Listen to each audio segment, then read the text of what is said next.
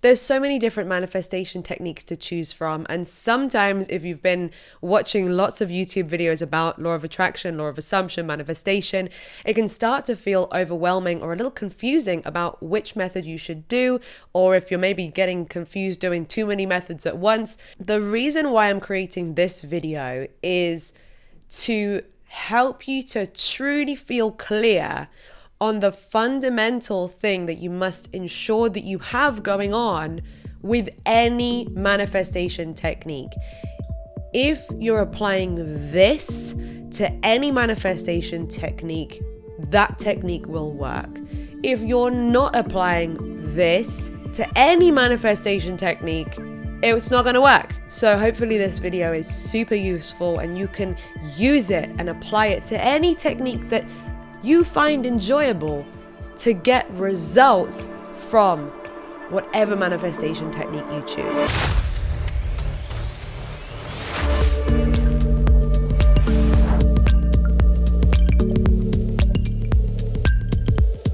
Hello my darlings, welcome back to another video, or if you're brand new, welcome. My name's Lucie and on this channel I share all kinds of things about personal development, spirituality, and how to become the best version of you.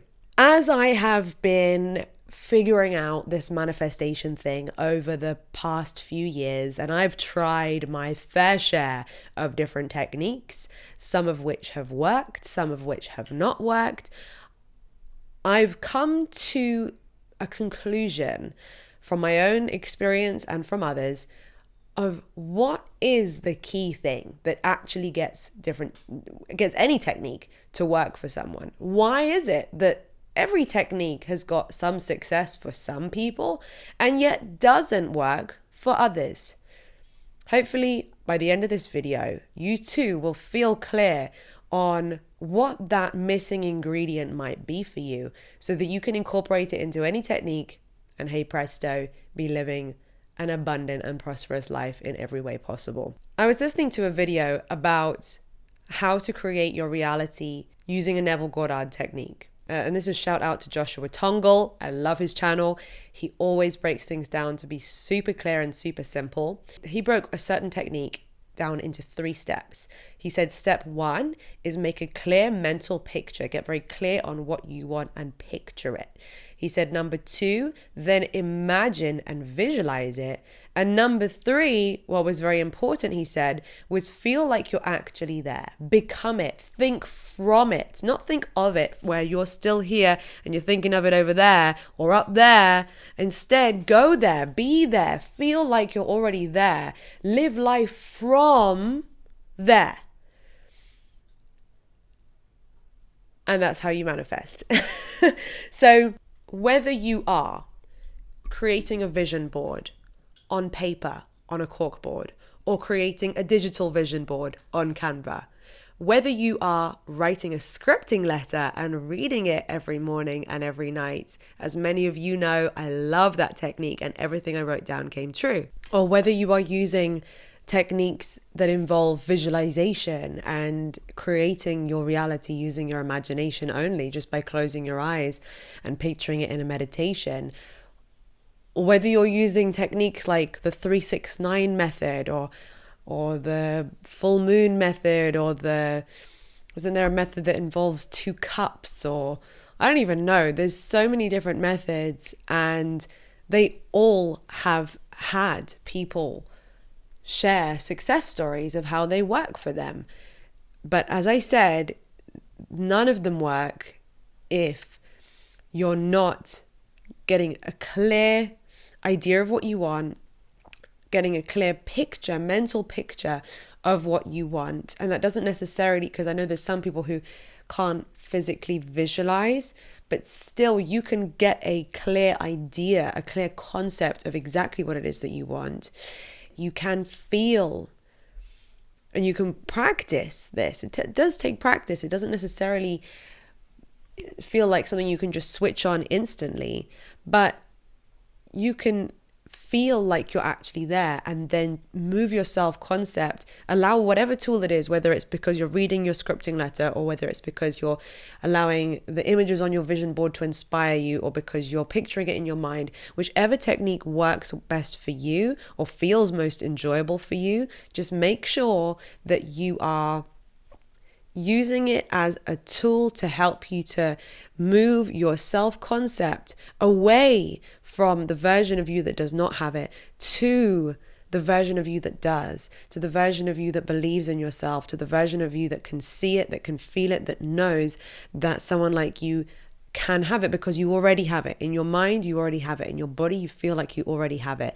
This is like what I feel is a fundamental difference between the things that I have manifested effortlessly, the things that have come into my life, and the things that have not yet come into my life. The one difference is that the things that have not yet come into my life that are feeling a little stuck is because I don't yet fully walk around each day as the version of me that knows that she's already got it, that she's worthy of it, that it's like totally natural and within her reach.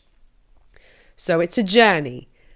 If there's parts of your life, if there's things that you want where you don't currently feel like you can see or feel yourself as worthy of it or ready to receive it, it's okay.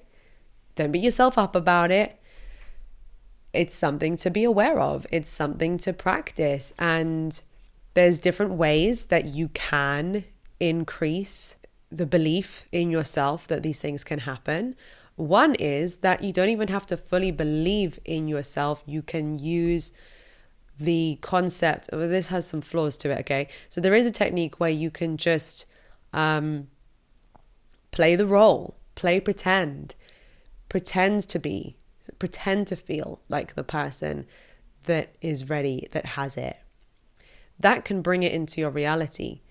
The one sort of risk, you could say, to using that kind of technique, and this has happened for me before, is that then when you do have it, you do still stand the chance of you self-sabotaging it once you have it, because the greater part of you doesn't feel like you're worthy of it. Like you got it, but you don't feel like you should have it, because you haven't changed that self-concept. And that's where then we can end up self-sabotaging, and it doesn't make sense, but we do things to move ourselves away again from that thing that we wanted.